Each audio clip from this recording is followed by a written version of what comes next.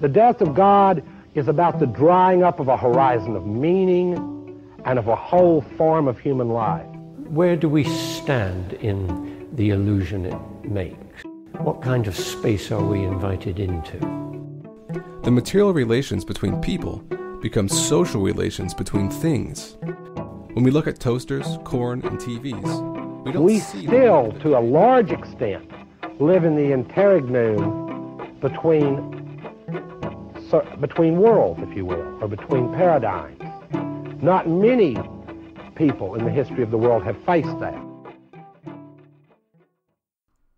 Zero Squared is the Zero Books Podcast.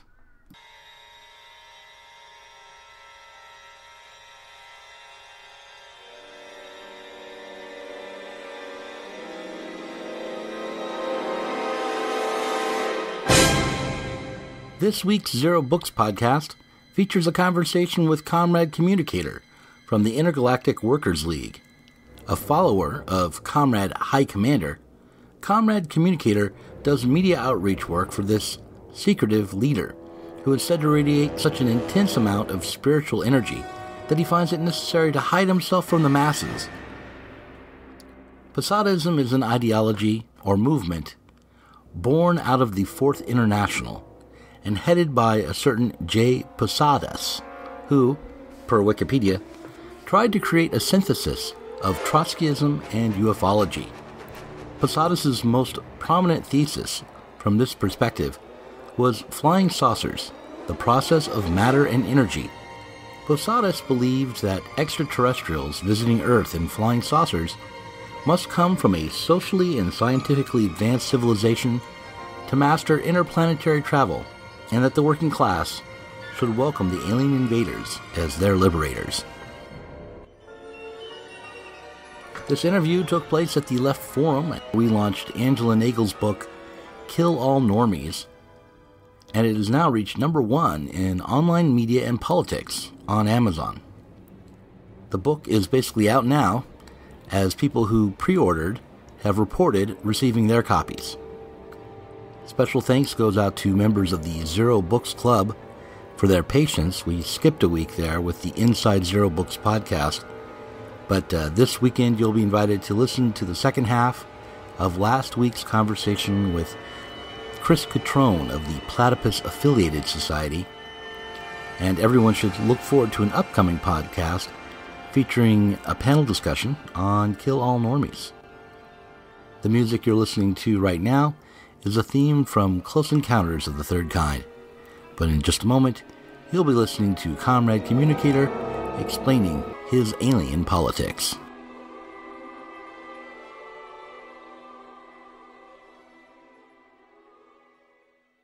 You want to just go over here and sit down? You're going to ask me questions? Yeah, so let me just tell you, my name's Doug Lane. I do a podcast called Zero Squared. It was originally called Diet Soap. But then that was something I came up with in the 90s. Then I made it into a podcast about a decade ago. That's pretty cool. What was your outlet in the 90s? It was like a on a college radio. Oh, I thought it was like college radio. But yeah, because I'm thinking, what is the version of the podcast in the 90s? College radio. No, zine. Yes, that's the other. Yeah. That is the and other actually, the podcast. zine Diet Soap, when I sent it out to Fact Sheet 5, you know Fact Sheet 5? I don't actually. It was a zine catalog. It was like it was a reviewed zines, and if you wanted to find out about a zine, you bought Fact Sheet 5 and you would look through. So I listed our Diet Soap, the original zine that my podcast came out of. It was a UFO anarchist zine. That's awesome. and I wrote articles about how the aliens were a way to get outside of history and things like that. So this was when I was in my 20s, and I only have anarcho-Posadist. I love it. Yes. I think those are the only real Posadists, are the anarcho-Posadists. But right, that's what I was like. Now I'm a Marxist, and since I'm a Marxian anarchist, right. Fundamentally. A Marxian anarchist who's never read Capital, but have gotten I need to at some point. But anyway. Right, I've read Capital Volume 1 now. That's how much of a wannabe Marxist I am. No, that's legit, man. I love the Brumiere myself. Right. and I keep mispronouncing it. But anyway. Yeah, but all right, but you are, what is your title? My cadre name is Comrade Communicator of the Intergalactic Workers League, Posadist. Okay. And when did you join the party? Well, I joined the party a couple of years ago when I met Comrade High Commander on Brighton Beach, and that is where the party generally meets, by the water. The water is very important to Posadists. How did you discover this meeting was taking place? I was just going to the beach, and there I saw these strange people, led by this weird little shirtless Russian guy who looked like a cross between Bordiga, Brother Theodore, and Nikita Khrushchev. Okay, and you saw this and you thought this about him right away, and then what did he say to you, or how did he get you involved with what was happening? Well, I just watched him for a while. I listened to him, and then I had some conversations with him, and it became very clear to me that a lot of questions I've had about the left and about the potential of revolution, that he had some very good answers to this. That we're all waiting for something. We're all waiting for something more or less horrible to happen. That's entirely disconnected from our revolutionary activity, or what we call our revolutionary activity. Most of our work is busy work, but we're waiting for environmental collapse. We're waiting for things to get better before they get worse, or get worse before they get better. But what we're really waiting for is a goddamned alien invasion. Okay, and all right, so let's stop here and focus in on this. What are the central tenets, or what is the platform, or what is the critique of capitalism that the Posadist offers, and that your guru, High Commander, Comrade High Commander. Comrade High Commander. He isn't a guru. He does everything he can to avoid the cult of personality. For this reason, he does not show his face anywhere. In fact, he is such a great and charismatic leader that if he were to show his face, such a cult would form as Stalin took decades intentionally cultivating. Okay, so but you have seen him. Oh, I have seen him. My God, I have seen him. Okay. But the Posadist critique of capitalism is actually a fairly standard Marxian critique. You just have to go to Capital for it. We have a critique specifically of the left, of leftist busy work. That we have gone at this point beyond the stage of farce. This is something else. This is third time as LARP.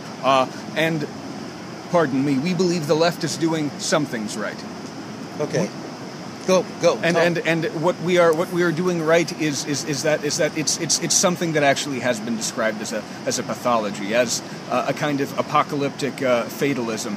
This waiting for things to happen, waiting for the next election, waiting for the coming insurrection, waiting for the general strike, the nebulous concept of the revolution, the vanguard party, these things that will happen at some point, more or less either without us or in a kind of question mark profit way, that are completely removed from our day-to-day activity. But we think that this is the beginning of an unconscious Posadism. Simply, we must understand that what we're waiting for is a force that is outside of history, that could sweep away all of the historical defeats that we've suffered. A force that is not weighed upon by the nightmare weight of dead generations. A vanguard that stands outside of history. And this is a vanguard that comes from the stars. An alien civilization that has achieved communism and could impart it to us. Okay, and do you know when the aliens will arrive, or do you have is there an expiration date on this, or are we merely to wait, or can we wait with some expectation? We must act. We must work to seize the means of detection, to infiltrate SETI, which we have found is fairly difficult. It is a fairly tightly controlled CIA front that releases a great deal of false information, false signals, in order to discredit the entire process, but keeps the truth deep within itself, deep within the bourgeois elite. Another thing that we can do is to demand disclosure. This should be adopted as a transitional demand by every proletarian party. And in fact, the last election, this was a monumental election, the American election, where one candidate, Hillary Rodham Clinton, at the behest of John Podesta, no relation to Jay Posadist, of course, adopted this program of disclosure. John Podesta is well known in ufology circles, and he got close enough, being the campaign manager, to the front runner to make this happen. And what happened? The FBI, the KGB, now known as the FSB, conspired in order to defeat this granted neoliberal bourgeois candidate, but who, as a tiny plank of her program, had the most revolutionary communist thing possible, UFO disclosure. Bernie Sanders had nothing like this. He's a mere social democrat. And this was taken from her specifically because we ask ourselves, why would the FBI work with Russia? Because the KGB is the Russian agency, the Soviet agency, in charge of preventing disclosure, in charge of covering up the alien craft that have visited the USSR and Russia. The FBI is a major American agency doing the same thing. So you think that we're not really waiting to be contacted, but we're waiting to understand that we've already been contacted? Yes, and to make contact again, to make proletarian contact, to make contact on our own terms. We believe that it's quite possible that the contact that the American and the Russian government made is anything but benign. They have been experimenting on our space comrades. They have been taking their technology and using it for vile ends. We don't know why the space comrades have not responded with force, perhaps because they are very peaceful beings. Perhaps they have a kind of prime directive. But as we can see, as Star Trek is fiction, but the idea is that a prime directive is rarely going to be followed. We need to create a situation. We need to make them understand that it's life or death. They have to intervene. And for this, we need proletarian contact. Okay, so would you tell Marxists, all the different kinds, all the different parties, that they should be teaching Bud Hopkins and Whitley Strieber along with Marx and Lenin? Is that an important thing to do, to read the UFO literature from the 40s through now? Most certainly, and they must also read Jay Posadist, who Comrade High Commander theorizes synthesized, without explicitly saying that he did so, Marx and Charles Fort, a Fortian Marxism, in the same way that figures like Reich and Lacan synthesized Marx and Freud. And this is an essential project in order to create a proletarian scientific endeavor that lies both outside of profit-driven capitalist science and bureaucratic Lysenkian Stalinist science. Okay. Wow, I'm having trouble just taking this all in. The one problem I think some people might have, I mean, up to now, I think a lot of listeners are saying to themselves, I'd like to talk to the aliens. This sounds like a good idea to me. But then, if they read the fine print, they discover that there's a price to pay before we can really make full contact. There seemed to be, I'll just say it straight up, a genocidal element to your ideology. The call for global thermonuclear war probably won't sit well with most of your hippie, peace-loving Marxists. What do you say to that? Comrade Posadist's stance on nuclear war has been greatly misunderstood. If you read the texts that are available, he says that he would rather that there were no nuclear war. However, at the time when he was writing, it was a historical inevitability, and this was seen by just about everyone. He was simply the only one who took this inevitability and applied a dialectical materialist analysis to it instead of cowering in a corner. He saw a potential of a global revolution arising for a global crisis. Comrade High Commander explains this through his crisis scale theory. The Russian Revolution came out of World War I, which was an international crisis, which is fundamentally a series of national crises. And the proletarian revolutions in Europe fared on a pretty tight scale with the depths of the crisis in the particular nation. Russia had the deepest crisis. Of course, the level of proletarian organization was also a factor, but crisis scale theory is an important way of understanding the Russian Revolution. For a global revolution, we need a global crisis. And J. Posadis's first hypothesis was that that global crisis will be the thermonuclear war, and that we will build socialism on the gently glowing ruins of the capitalist order and Soviet bureaucracy. Okay. Well, so I'm hearing a lot of things here. I'm hearing, first of all, that maybe we should throw some support to Hillary Clinton. Would you say that you would encourage her to run again in 2020? Most certainly not. If she runs again, it is impossible that she will once again adopt the disclosure plank, because she is probably more aware of why the election was taken from her than anyone else is. As a matter of fact, if you remember, Barack Obama, after Hillary Clinton made the disclosure promise, made his own disclosure promise, that he would disclose the files before Hillary Clinton got into office. But once Trump was elected, we never heard of this again. Why is this? It is because Barack Obama, it's because Barack Obama knows what would happen to him. It would be trouble. And Hillary Clinton has been warned. We need to find another candidate who is willing to do this. We lost a great opportunity in 2016, and I do not know if we will regain it. We certainly won't with Clinton. There's nothing else to be said for Hillary Clinton. I cannot emphasize this more. What do you say to those Marxists who would claim that you're a lunatic and that these ideas are simply, they're not even wrong, they're so stupid? Well, that's not really an argument. It's an insult. It's a refusal to engage with the ideas, and it shows a deep lack of understanding and, honestly, a deep lack of self-respect.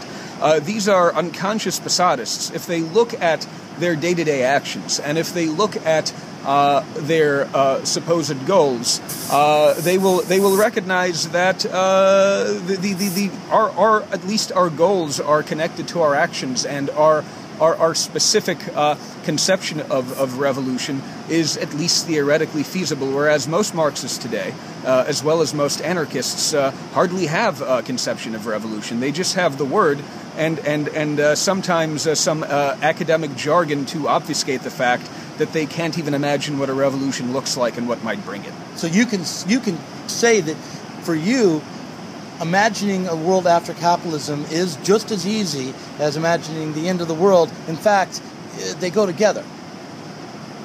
Yes, but we once again, we want to avoid the nuclear war. Okay. We imagine a world after capitalism already exists, and not one world, but billions and billions of worlds after capitalism. Worlds that perhaps never had to suffer capitalism. And these worlds, we must bring these worlds to us, and some of them have already come to us.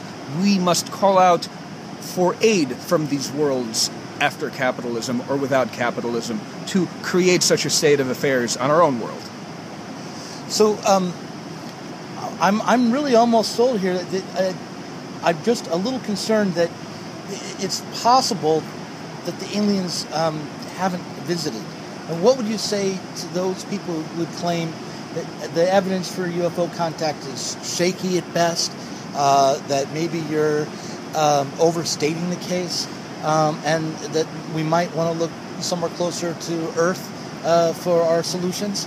It's entirely possible, but it's very unlikely because the evidence is, in fact, overwhelming. Simply look at this election. How else do you explain the FBI working with the FSB and the alliance collapsing immediately after the election? Comey is clearly not a friend of Trump. He was simply an enemy of disclosure. How else do you explain the hundreds of thousands of eyewitness reports? How else do you explain? It's overwhelming. Anything is possible, certainly, but it's not very likely. Okay. Have you ever seen a UFO yourself? I actually have not. To be honest, I've lived in cities most of my life, and I don't spend very much time out of doors. But I know many people who have. Many very trustworthy people. I had a high school teacher who said that he once saw, along with many people, a UFO, a saucer that flew right above him in the 70s in New York, and later it was reported on the news as an advertisement for a Canadian bank, a promotion for a Canadian bank. Sir, if that was, as he said, a promotion for a Canadian bank, my God, that level of technology, we would all be speaking English and French right now. Okay. Well, is there anything I didn't ask you about that you wish that I had, or something that we haven't covered yet? Oh, there is a myriad of things to cover, but I think you've covered a great deal, and I am quite satisfied with this interview, sir. I believe that you will present the Posadist case in a fair and even-handed way to your audience. Well, thank you for talking to me at the Left Forum. Thank you. And perhaps at that moment, somewhere else in the universe, on a distant planet similar to his own, somewhere on the other side of our galaxy, other intelligent beings wondered too, and set out in airships on an adventure through space to search for their answers.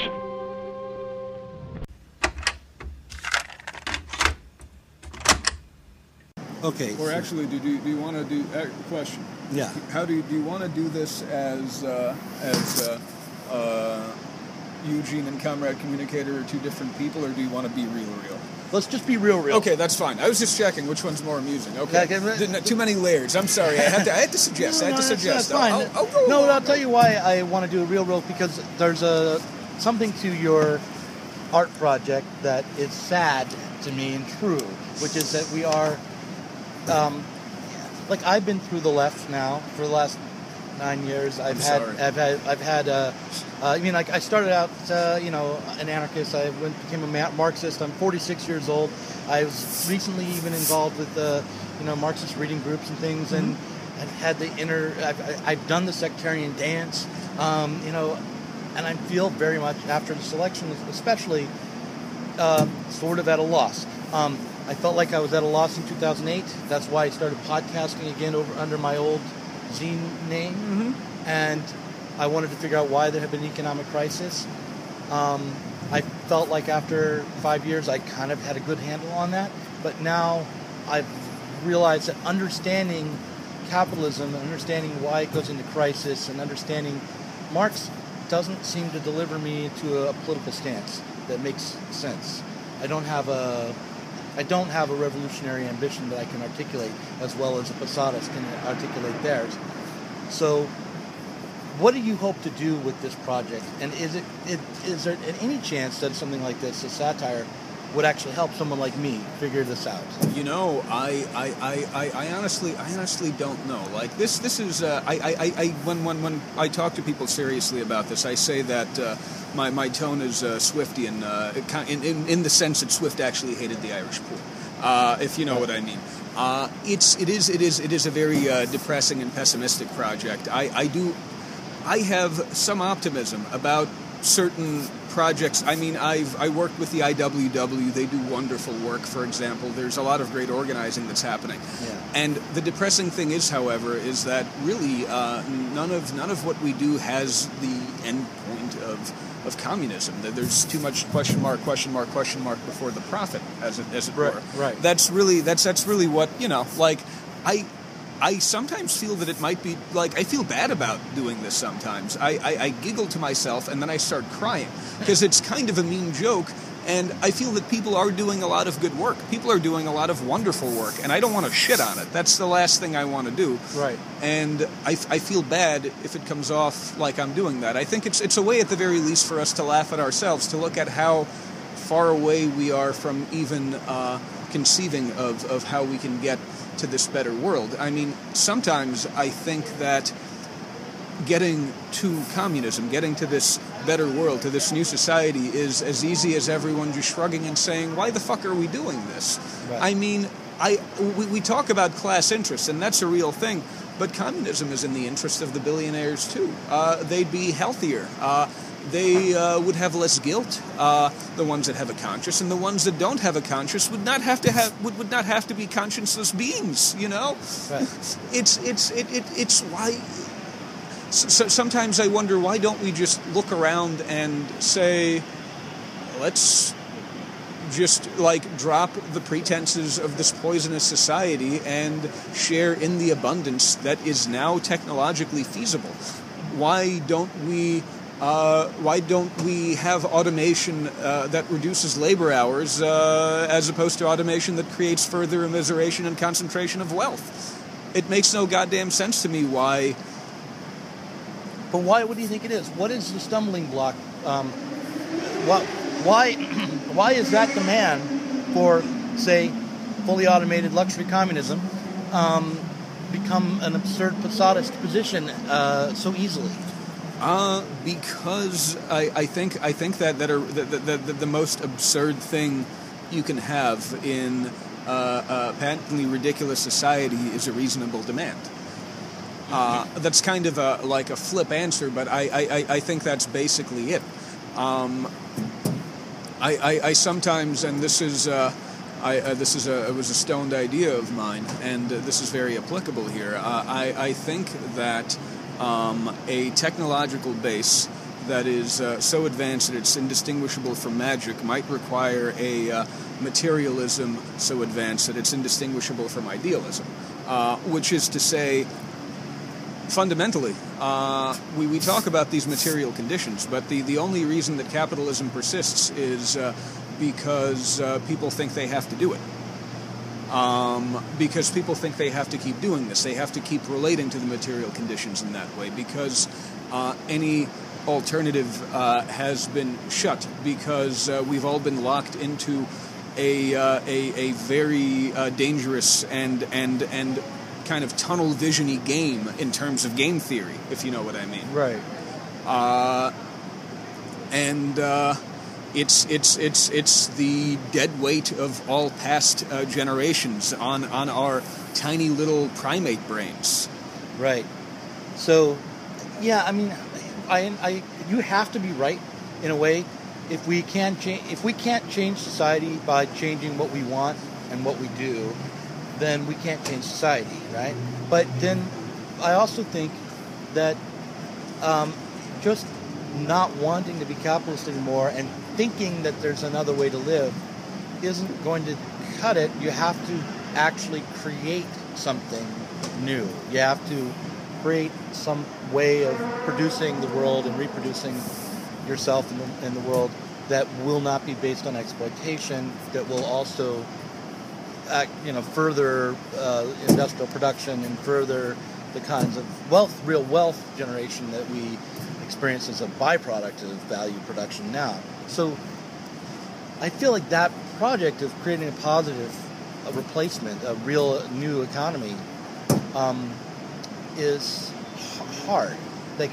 And I almost feel like to even start to dream one up, to put pen to paper and write down a plan, is a massively utopian and maybe delusional thing to do. Like, I'm writing a science fiction novel about my vision of what this replacement would be like, and it's dystopian, and it's also absurd. But it's the only way I feel like I can begin to imagine this. Is it based on Paracon? It's not. But it's based on Silicon Valley singularity. Oh, God, yeah. Yeah, and VR taking over. Basically, everything becomes gamified. So you go to work because it's the game you're playing. Oh, have you seen the Black Mirror episode? Yeah, million credits. Yeah, everyone mentions this fucking Black Mirror episode. I wanted to write something on that, and then I was like, Charlie Brooker and the other major co-author whose name I forget of that episode. Well, if you get the novel, it's called Batch Revolution. Mm-hmm. People will not think about that. It's totally different. Oh, sure. But it's the least you didn't say. It's like that Star Trek episode, The Game, where everyone puts on the... which my wife said when I told her about it. so anyway. But yeah, it is a little bit like the Black Mirror episode. And actually, that's the thing. I feel like maybe our dystopian visions of what capitalism is usually miss the mark. That we don't actually live in a society of spectacle, for instance. Mm-hmm. We wish we did. These dystopian visions are actually also, like Freud said, your nightmares are actually things you want, right? Even your nightmares, your dreams are generated by what you desire. So I feel like our dystopian fictions about horrible futures where the computers control us are actually something we want. But see, now I'm sounding like a fucking Posadist. I mean, I disagree with that. I don't think that the dystopian visions about computers controlling us are about what we want. They're about what we're living in right now. That's what everyone says. No, I know, that's what everyone says. But we don't live in a society where our culture and our what we do for leisure time and our machines are controlling us. Those are all sensuous, real, physical things. We're living in a time where an abstract value production and profit making is what drives everything else. And so if we could get to the level where it was actually just a physical machine telling us what to do rather than this abstract system, we'd be closer to the real human lived experience, strangely enough.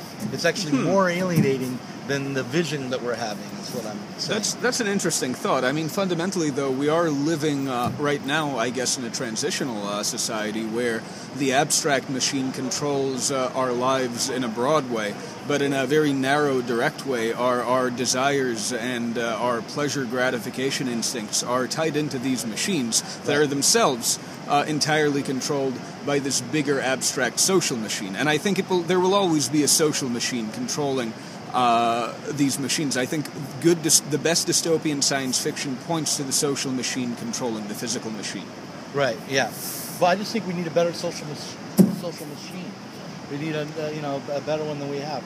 I think I want to say here, this is very important, that we don't approach social administration as a technology. I thought about this years ago when I was a college student, when I was reading about the EZLN, the Zapatistas, and these folks, this society, this revolution looks like its political technology is way centuries beyond our 18th century political machine, as it were. And I think part of building a better world is understanding a kind of human direct democratic, or a more direct democratic, more human political technologies, which is some of which could be a combination of older traditions from different parts of the world, as well as the utopian imaginings of anarchists and communists. So back to your project, just what has the reaction been? How do people generally get the joke and enjoy it, or how do people respond to you? I think that people definitely get the joke when I explain it. I think that I think some people get the joke off the bat. I know that there are friends of mine who heard a podcast I did, the Social Justice Warriors podcast on SoundCloud, who think I'm a Trotskyist now. And the thing that they're kind of bummed about isn't that I believe in saucers, is that I'm a trot. Are you a trot? No, I am an anarchist communist through and through, sir, and a Posadist in my heart in some ways. Okay. All right. Well, this is a good conversation too. I think I'm going to stop it there.